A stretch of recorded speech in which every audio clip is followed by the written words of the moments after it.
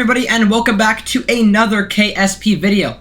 And today I thought we would do a little bit more of a unusual mission than your standard, lander or satellite or space station videos. Today we're going to visit one of KSP's many Easter eggs. In this case, it'll be the Kraken on Bop.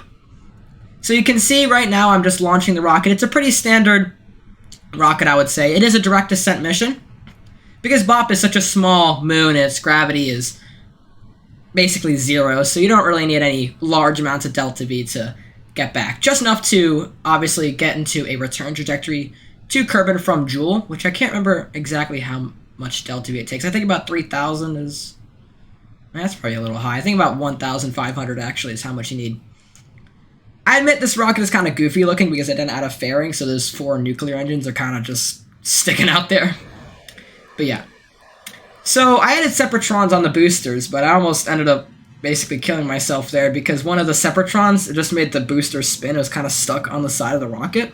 So if I would have gone full throttle there, I would have just veered into it and destroyed my entire rocket. Speaking of rockets, I guess I should talk a little bit more about what this rocket is. So it had 4 Clydesdale solid rocket boosters and 7 Vector engines, or the space shuttle engines in real life.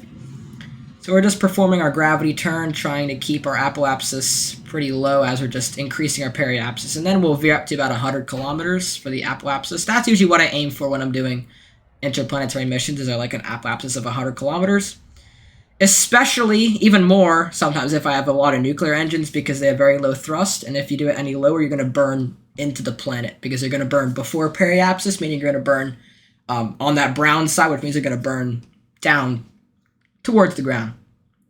So we're just doing a small little circularization burn, about 68 meters per second, which is pretty simple. So now that we've done that, we are going to plot our Jool, I don't know how you say that, Jool insertion burn? Yeah, I guess that's what you would call it, a Jool, trans-Jool insertion burn, I guess. It should be about, I think, 1,900, so I'm just... yeah, 1,900, yeah. So there that is. It's a, I don't know how standard it could be. It's just a simple, little burn. And I can't remember, but I'm pretty sure I ended up using a Tylo gravity assist to circularize around Jool. I can't quite remember. Maybe I didn't. I don't know.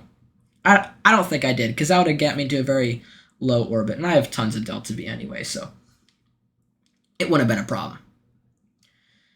So I'm just fiddling around with it, trying to get a pretty good orbit. I should have just left it like that and then do a mid-course correction burn with the radial in, or the, not radial in, the normal, anti-normal to get that to line up nicely, but oh well, it worked fine. So now we are completing that Jool insertion burn. We're going to use the Rhino stage and then the 4 nuclear engines. There you go. Shut off that skipper. I don't know why I put a skipper in the center of it. I guess because if I was going to use it to get into orbit around Jool, I could have had more thrust, but I didn't end up using it because the nuclear engines are just too efficient for me to be bothered with that skipper. So now that we have plotted our flyby of Jool, we're going to zoom out of the Kerbin system, and make a mid-course correction burn to correct that inclination that we have there. Just taking a little fiddling around there to get the periapsis nice and flat so it's not so polar orbit, I guess, because it's messy to deal with because you don't really want that. And I didn't bring my periapsis super close to Jool because, of course, we're going to Bop, which has a pretty high orbit around Jool, so it doesn't make sense to go into a low orbit because then you're just going to have to, raise your periapsis again. It's just more time. I don't think it would save any delta V. I think it would be the same because you still have to get into orbit anyway. But, you may as well. So there we are, just performing that mid-course correction burn to make sure that our flyby is not stupid looking like it was before. And now we're just going to time warp until we reach Jool, which I end up just skipping through because you don't want to waste, 2 minutes of your time just watching me looking at the sun for 5 minutes. So now we have reached the Joolian system, as you can see here. You have Jool in the background. And now we are just performing the Jool insertion burn, the trans-Jool insertion burn, to get a nice high orbit around Jool close to Bops. So here we are, just kind of performing that burn. I realize right now I probably should have used a Tyler gravity assist. That definitely would have saved us a lot of delta V. But it, I had loads, so it was not a problem. So now we're just fine tuning and getting a flyby of Bop. Just playing around until we get those two blue triangles to look like a dumbbell, I guess. So they're kind of facing each other. Yeah, like that. And now we are just fine tuning it. We're getting a polar orbit because all I'm going to say is that the Kraken is near Bop's North Pole. That's all I'm going to say. So you can find it yourself, just like I had to with the little KerbNet satellite, which you'll see later in the video. I send a satellite and use KerbNet. I don't show myself using KerbNet because I want you guys to find this Easter egg on your own, because that's the point of Easter eggs. So now we're just circularizing around Bop. Very, very, very small burn, because when we're that far up from Jool, we're not moving that fast anyway. It's probably more because we're already in a similar orbit around Bop, so we don't have to lower our relative speed to Bop that much to get a nice circular orbit. So now we're just going to perform that burn with the 4 nuclear engines. It'll take up about all of our delta V, but that's fine because we can't use our nuclear engines for anything after getting into orbit around Bop anyway, so it's not going to matter.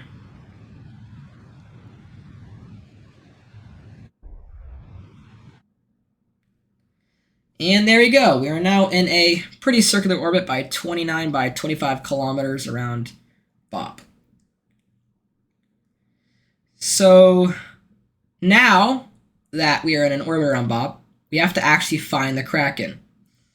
And because there's not any documentation about this, I think there's only one other video I could find on YouTube that was about finding the Kraken.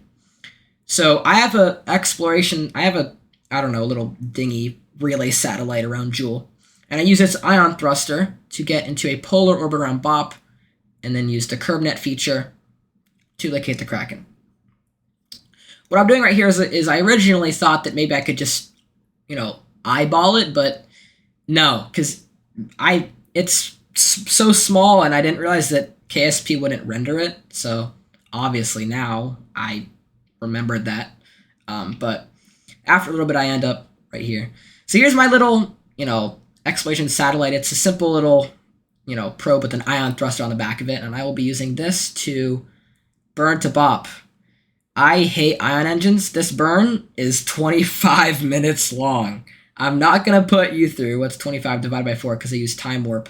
I'm not going to put you through like 5, even more than 5, like over 6 minutes of footage of me burning. So I just skipped it through because that would be a pain. But anyway, now we are just tuning our flyby. I actually had to do a mid-course correction burn because if you see in the top right, I ran out of electric charge. So my ion thrusters ran at like 25% thrust, so it didn't do the trajectory right. So I had to do a little mid-course correction burn. And this, simple little 50 meter per second burn takes a minute. So ion thrusters, they're the most efficient engines in the game, I think. Are they? I'm not sure. Nuclear engines might beat them, but they produce very, very, very, very, very low thrust. So now we are just fine-tuning the Bop flyby of this little probe. And now we are going to create our maneuver node, just a simple retrograde burn. Again, 500 meter per second burn takes 11 minutes or 12 minutes. So that's a pain. That's 3 minutes of just sitting there doing nothing, which I guess is not that bad because I've done nuclear engine burns that are a lot longer, like transfers to Sarnis or Erlem or Naden or Plock if you have outer planets installed, which I do. I'm not sure why I didn't skip through this burn, but it's not going to take that long. Okay, there you go. Now I speed through it. Okay. So now, what I realized is that I probably didn't have to do this. I could probably just do the KerbNet while on a flyby, because that because I'm looking at the pole, it wouldn't probably matter, but there we go. We have, plotted the little marker there. I guess I gave you a pretty good idea of where it was based on the marker, but still not a direct giveaway like what KerbNet would have been, because it would give you the coordinates. You can work those out on your own. So I'm going to face towards that marker, but obviously not face it, because I'll be going straight down, which is not a very optimal trajectory. I don't know how, but my marker was off. You can kind of see the Kraken at the top of your screen. I can see it on my screen. I don't know if YouTube's compression algorithm will get rid of it. But yeah, like right below where the ratings were a second ago. You'll be able to see it more clearly when I go down, but I realize that this is not where the Kraken is. It's up in that valley, right below the 4,700 meter mark. I don't know if it'll show, but... So this is, so right here is when I realize, uh-oh, this is not where it's supposed to be. So I'm burning towards it right now. Don't want to go too fast, because then it'll take a lot of delta V to slow back down, but it's fine. So there, you can see the Kraken now. It's right in that valley. It's pretty big, actually. I think it's about, I'm trying to do math in my head. If a Kerbin's 3 feet tall, which is a meter, probably about 10, probably 30 feet wide, 10 meters. Sounds about right. I don't know. So now we are just descending down to Bop's surface right now. And now you get a beautiful view of Jool, and that's Tylo, the planet to the top right, as we descend down to Bop's surface. So now we're just equalizing our speed with the surface. We can land down nice and soft.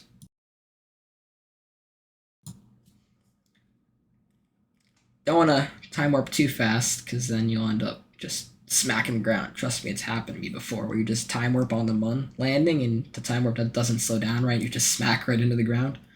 Pain. So yeah, you can see the Kraken now, so we can finally figure out what has been destroying our crafts for so many years. About to land, just organizing my staging.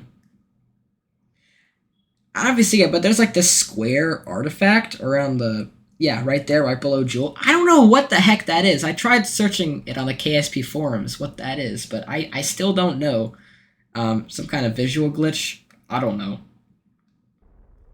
But anyway, we have now touched down on Bop's surface, so now we can go explore the remains of the Kraken.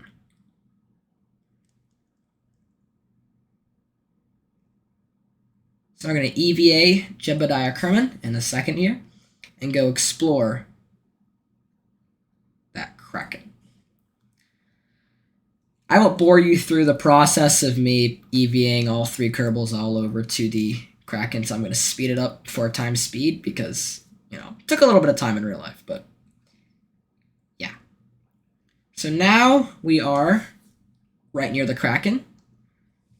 I decided to stand on it because I didn't know if it had colliders enabled. I just wanted to see if you could stand on it. And then I decided to take a surface sample because I wondered if it would give you like a different reading if you're on the Kraken, but it doesn't. It just gives you the same reading as before, which is kind of a shame, to be honest. It'd kind of be fun to say the Kraken's flesh is like green. I don't know what it would say, but something like that. It would be kind of fun.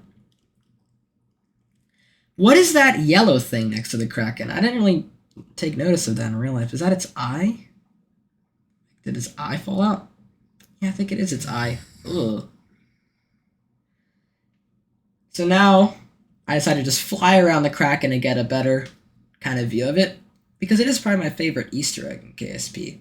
Although the whale skeleton on lathe is kind of cool. But I think this one's my favorite, because it's such a KSP icon, the Kraken, that it's just such a cool Easter egg. It's just so amazing, as the Brits would call it. No, exquisite, as the Brits would call it. Jude, my friend at school, British. So now we're just gonna EVA Bob down to the surface so I can get a nice screenshot of all 3 Kerbals, Jeb, Bob, and Valentina. I could have brought Bill, but I can't because Bill is actually stuck on the Mun, which I have recorded a video of me saving him, so that will probably be posted in a little bit. I don't know if it'll be a full-fledged commentary or just a little, like, kind of music video like what Matt Lown does, because, I mean, it's not that interesting. I mean, I just go to the moon and land on it, bring Bill back. But we'll have to see. So now you have all 3 Kerbals together. Take a quick little screenshot, and this will end up being the thumbnail of the video. So now we're just going to, I think it's F1 to, yeah, F1 to, or F1 or F2. Okay, no, so it's F2, because F1 brings up the flight status, so it is F2. To delete all, or delete, to get rid of all the HUD and GUI menus. Just gonna plant a flag real quick. Got a quick message about what we found here. We found the Kraken. The mysterious creature which has been destroying our crafts for years has finally been found. Little message I wrote. I'm always so bad at writing plaques because I can just never think of what to write. I don't know why. I just don't write very well plaques, but oh well. So now we're going to EVA, or first I guess we're going to stand on it. We're going to EVA Jebediah back to the craft, all 3 Kerbals, which I won't have you sit through, and we will launch back to Kerbin. Again, I was trying to see if it would say a different reading near the Kraken, but it doesn't. It would be so cool if that would be like that, though. It would be so cool. It would just be a very nice little feature to add. I know I'm doing a British accent so much. Probably because of my friend Jude at school. W. Jude. Anyway, so now we're, again, EVAing all the Kerbals back to the ship, and we will then take off back to Kerbin, the home of the Kerbals. By the way, has anyone ever thought, I'm sure everyone thought this, how on earth, like, where do the Kerbals live? Like, I've always wondered that, and I've watched, like, videos about KSP lore before. Like, there's one by, I don't know, some guy. But where do the Kerbals live? I've heard some people say that they live in, like, underground cities as an idea, but I don't know, because there is an infinite supply of them, because you can just always hire them from the astronaut complex. So I don't know where they live. Like, there's no cities on Kerbin, unless you have shaders installed, but those are just ground textures. They're not buildings or anything. I don't know where they live. So we're going to activate that skipper engine and launch off of Bop's surface, get into a quick little orbit, and then we will, again, that little square artifact, I don't know what that is. And then we will go back to Kerbin. I didn't actually get into an orbit around Bop, because we're just going to get into an orbit around Jool. It's not like it's, you know, just point prograde, basically, and then you'll escape Bop's sphere of influence very easily, because it is a tiny little asteroid. So it's not like it's a big sphere of influence, although I think it is actually pretty big, because it's very far from Jool. So it is a bigger SOI. But anyway, so we're now going to burn to get out of Bop's sphere of influence and into Jool's sphere of influence right here. And then plot our Kerbin return burn, Kerbin injection. I don't know what you call it. Our return burn that will bring us back to Kerbin, where we can live happily ever after. Just gonna plot that real quick. It's 1,500 meters per second. I could definitely reduce that if I waited for a Jool to Kerbin transfer window, but I mean, what's the point? I mean, we still have enough delta V to do it, so there's not really much of a point of doing it. I end up actually getting a trajectory that slams us into Kerbin, which is fine because you have a heat shield, but I guess I wouldn't recommend it because sometimes it is kind of close. You kind of come in there and you don't slow down very quickly, so it's like 3,000 meters from the ground, and you're still going pretty fast. So it is kind of scary, but it's fine. So now we're going to start that burn, 1,500 meters per second. You know, fine. After doing this mission with all these nuclear engines, I was so glad to have a skipper to work with, so I don't have to wait 8 minutes for like a simple burn. It was just so much fun. You don't have to wait 16 minutes, not 16 minutes, like 6 minutes for a burn. Like, Ugh, it's just so much of a pain. So now with our return trajectory plotted, we actually had a little mud encounter, but that was after he would have crashed into Kerbin, so nothing's kind of pointless.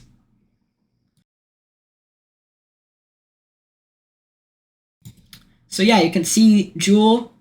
Bye-bye, Jool. We will see you soon again, hopefully. I think I want to do a lathe mission sometime. I think that would be fun. I think Vol would be before, because Vol is definitely the easiest out of the 3 main moons of Jool to land on. Because Tylo's a pain in the ass, because it's the size of Kerbin, no atmosphere, can't use parachutes, just hard. Lathe, basically the size of Kerbin, it's 100 kilometers smaller, but it has an atmosphere that I think is... No, it's not quite as thick as Kerbin. I think it's 0.79 atmospheres, but still pretty hard. But Vol is like a little bigger than the Mun, so that's pretty manageable. So I definitely do Val after Bop.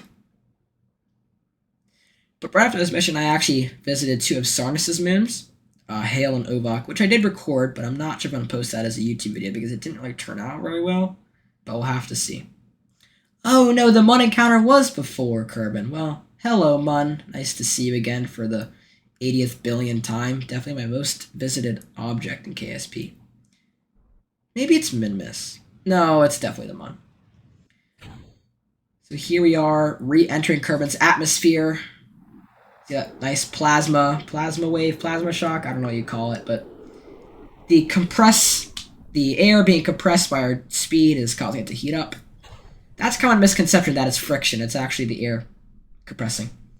But anyway, thank you guys so much for watching another KSP video, and we will see you in the next one.